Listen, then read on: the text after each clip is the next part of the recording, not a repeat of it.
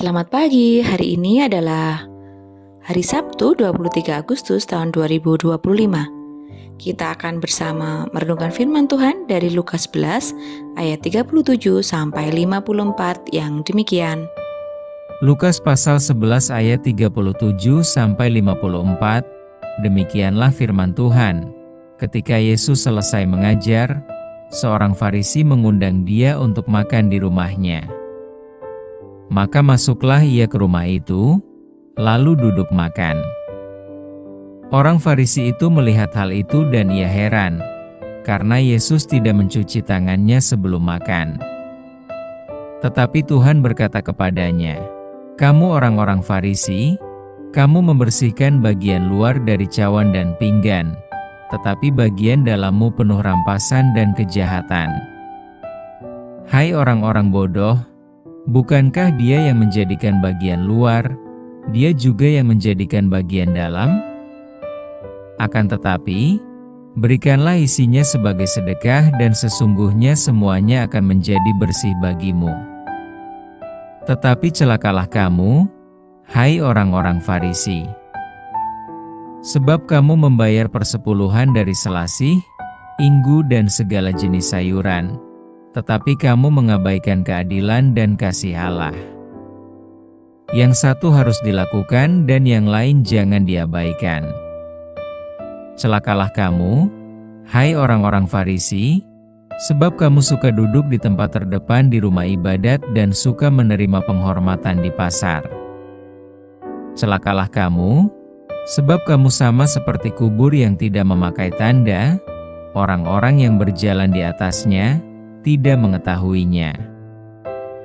Seorang dari antara ahli-ahli Taurat itu menjawab dan berkata kepadanya, "Guru, dengan berkata demikian, engkau menghina kami juga."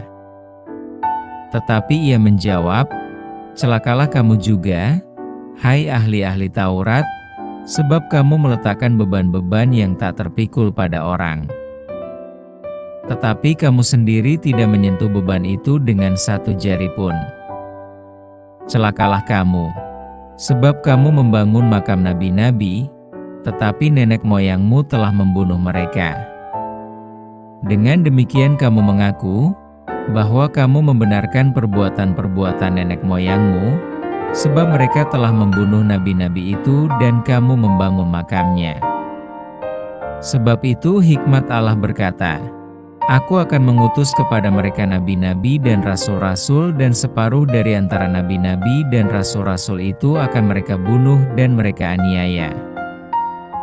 Supaya dari angkatan ini dituntut darah semua nabi yang telah tertumpah sejak dunia dijadikan, mulai dari darah Habel sampai kepada darah Zaharia yang telah dibunuh di antara mezbah dan rumah Allah. Bahkan, aku berkata kepadamu, semuanya itu akan dituntut dari angkatan ini. Celakalah kamu, hai ahli-ahli Taurat, sebab kamu telah mengambil kunci pengetahuan, kamu sendiri tidak masuk ke dalam dan orang yang berusaha untuk masuk ke dalam kamu halang-halangi." Dan setelah Yesus berangkat dari tempat itu, ahli-ahli Taurat dan orang-orang Farisi terus-menerus mengintai dan membanjirinya dengan rupa-rupa soal. Untuk itu mereka berusaha memancingnya, supaya mereka dapat menangkapnya berdasarkan sesuatu yang diucapkannya.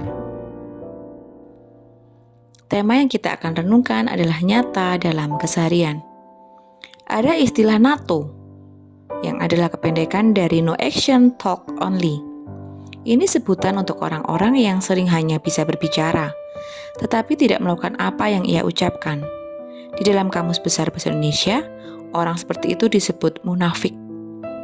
Istilah ini juga dihubungkan dengan orang yang beragama tetapi tidak melakukan ajaran agamanya. Kemunafikan orang-orang Farisi dan para ahli Taurat inilah yang dikritik Tuhan Yesus.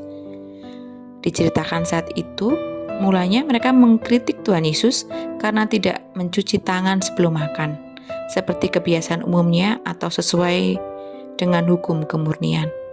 Terhadap hal itu, lalu Tuhan Yesus mengkritik kebiasaan mereka yang suka memperlihatkan tampilan luar yang bagus, tetapi perilaku dan hidup mereka tidak sesuai dengan hukum Taurat. di ayat 38-44. Tuhan Yesus ingin menunjukkan bahwa sejatinya mereka hanya senang menekankan pengajaran hukum Taurat, tetapi tidak senang mempraktekannya. Mereka memperhatikan hal yang ritual saja, tetapi abai menjalankan hidup yang sesuai dengan kehendak Tuhan. Mereka senang sekali mencari kehormatan di tempat ibadah, tetapi justru di sana mereka tidak bersikap rendah hati di hadapan Allah. Mereka pun abai mempraktekkan kasih dan kebenaran dari Tuhan. Melalui firman Tuhan saat ini, hendaklah kita tidak hanya memperhatikan aturan-aturan yang bersifat ritual saja, tapi juga sikap dan perilaku hidup sehari-hari sesuai dengan kehendak Tuhan. Sebagai orang Kristen, kita bukan hanya harus rajin ibadah, tetapi kita pun mesti sungguh-sungguh mendengarkan firman Tuhan dan melakukannya. Bagi kita yang suka mengkritik orang lain dengan menggunakan firman Tuhan, sementara kita sendiri tidak melakukannya, mari kita segera bertobat. Mari dengan pertolongan Roh Kudus, kita terus berusaha untuk hidup sesuai kehendak-Nya, mempraktekkan kasih serta kebenaran. Mari kita minta kepada Tuhan agar kita mampu menjadikan teladan bagi orang-orang di sekitar kita, teladan bagi anak, pasangan, cucu, teman, dan saudara kita. Mari bersama kita berdoa.